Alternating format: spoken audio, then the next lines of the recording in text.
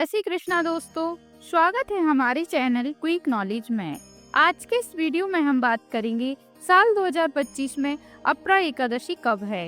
हिंदू धर्म में एकादशी व्रत का विशेष महत्व है। यह दिन भगवान विष्णु को समर्पित है। हर माह में 2 बार एकादशी का व्रत रखा जाता है, एक कृष्ण पक्ष और दूसरा शुक्ल पक्ष में। प्रत्येक महीने में आने वाली एकादशी व्रत को अलग अलग नामों से जाना जाता है।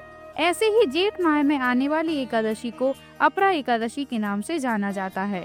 अपरा एकादशी का व्रत रखने से व्यक्ति को अपार धन की प्राप्ति होती है, साथ ही उसे हर कार्य में अपार सफलता मिलती है। तो आइए सबसे पहले जानते हैं अपरा एकादशी तिथि और पूजा का शुभ मुहूर्त। पंचांग के अनुसार जेठ माह के कृष्ण पक्ष की एकादशी तिथि का आरंभ 23 मई को रात 1:12 पर होगा। एकादशी तिथि का समापन 23 मई को रात 10:29 पर होगा। अपरा एकादशी का व्रत 23 मई 2025 को रखा जाएगा। शुभ मुहूर्त। ब्रह्म मुहूर्त प्रातः काल में 4:10 से लेकर 4:58 तक। अभिजीत मुहूर्त सुबह 11:57 से लेकर दोपहर 12:50 तक। राहु काल सुबह 10:44 से लेकर दोपहर 12:23 तक। अपरा एकादशी व्रत का पारण 24 मई को किया जाएगा। बता दें कि पारण का अर्थ है कि व्रत खोलना।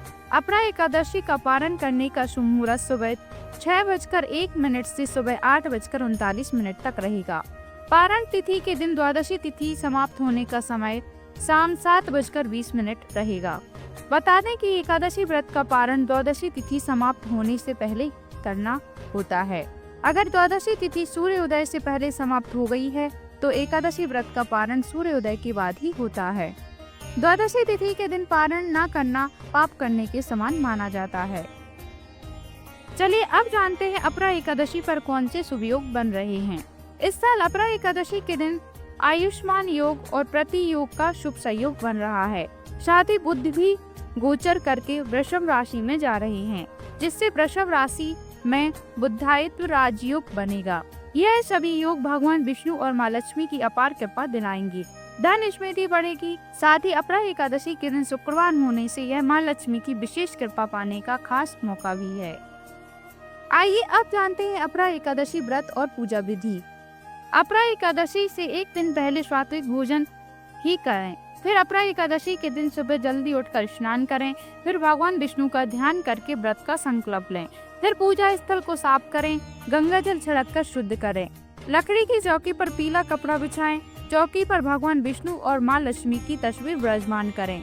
भगवान का अभिषेक करें। वस्त्र, आभूषण और फूलों से श्रृंगार करें। हल्दी, चंदन, अक्षत से तिलक करें। धूप दीप करें। मिठाई और फलों का भोग लगाएं। अपरा एकादशी व्रत कथा का पाठ करें। आखिरी में भगवान विष्णु और माँ लक्ष्मी की आरती करें। अपरा एकादशी व्रत का महत्व। अपरा एकादशी के दिन व्रत रखने और भगवान विष्णु की पूजा करने से सभी मनोकामनाओं की पूर्ति होती है।